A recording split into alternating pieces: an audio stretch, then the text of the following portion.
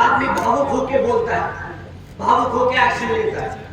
कभी लगता है कि यार मेरे समाज के, मेरे परिवार के, मेरे दोस्त यार के यहाँ घटना हुई तो मैं भी उसके साथ जाके खड़ा हो जाऊं, मैं भी आंदोलन करूं, मैं भी पुलिस से झगड़ूं, मैं भी एसपी और डीएम से लड़ूं कि उसको न्याय मिलना चाहिए। साथियों, ये भी तरीका होता, बट ये कभी बीएसपी का तरीका नहीं है। कभी भी बीएसपी के लोग सड़क पे उतर कर किसी से लड़ाई झगड़ा नहीं करे। हमारे लोगों ने हमेशा सूझबूझ और दिमाग से काम लिया। बहन जी ने हमेशा समझाया कि साथियों, सड़क पे उतर कर झगड़ा कर आपको आपके लोगों के लिए न्याय नहीं मिलेगा।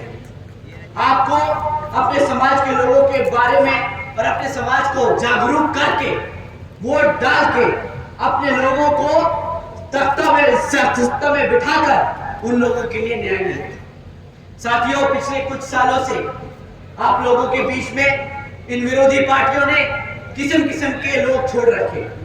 अब नाम लेके उनको बताना क्या, उनको हवा देने की कोई जरूरत नहीं, पर वो आप लोगों को कुछ इस तरीके से भटका रहे हैं। वो मैं काम आपके सामने रख देता हूँ और आपको बोलता हूँ कि आपसे विनती करता हूँ कि उनके चक्करों में ना पड़े, क्योंकि एक बार आप उनके चक्करों में फंस गए तो फिर वहां से निकालना बहुत मुश्किल होगा।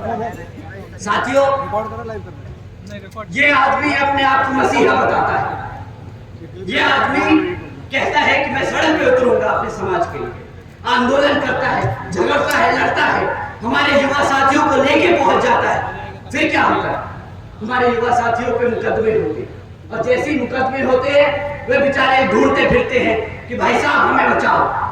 वो आदमी फिर यहाँ से छोड़ के दूसरी जगह भग जाता है, वहां पे आंदोलन करता है, और इस कारवां में हमारे सभी युवा साथियों पे मुकदमे दर्ज कराता जा रहा है।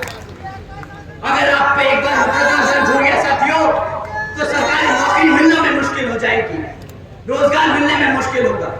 जी, आपको आज गर्म खून नहीं दिखा के, इमोशनल करके आपको सड़कों पे ले जा रहा है और बाद में फंसा रहा है। साथियों, सड़क पे लड़कर आपको वोट, आपको आपकी ताकत, आपको सत्ता में आने का मौका नहीं मिलेगा। आपको अपने समाज को जागरूक करके, अपने पार्टी को मजबूत करके उसको सत्ता में लाकर न्याय और रोजगार मिलेगा। साथियों, ऐसे नहीं मिलता रोजगार, ऐसे नहीं मिलता न्याय।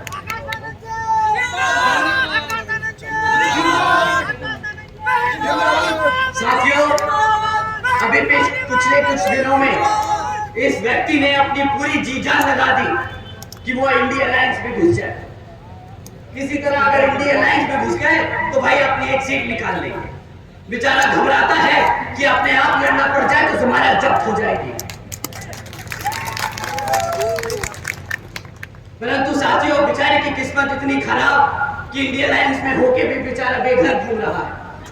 पूछ रहा है कि साला कोई एक सीट तो दे दे भाई। अब अपनी खुद की पार्टी से लड़ना पड़ रहा है। भाई साहब, आजकल जीतने के लिए क्या क्या नहीं कह रहे कि भाई बसपा का प्रत्याशी बहुत कमजोर है, वो लड़ नहीं पाएगा। हमारे प्रत्याशी जी से हम रिक्वेस्ट करूंगा कि जरा सामने आइए। अब बताइए साथियों, अगर हमारे प्रत्याशी आपको कमजोर लग रहे हैं, अगर आपको हमारे प्रत्याशी किसी भी तौर तरीके से लग रहे हैं कि वो आपके बीच में खड़े होकर आपके हकों के लिए नहीं लड़ सकते, तो साथियों आप यहाँ पे अपने हाथ ना उठाएं। परंतु अगर आपको लगता है कि हमारे प्रत्याशी उतने ही मजबूत है जितना हमारा कैडर, उतने ही मजबूत है जितने हमारे कार्यकर्ता, तो आप सब अपने हाथ उठाएं और बताएं कि यहाँ पे सामने वाले की जमानत जब्त होने वाली है और यही प्रत्याशी उसको वो मुंह तोड़ जवाब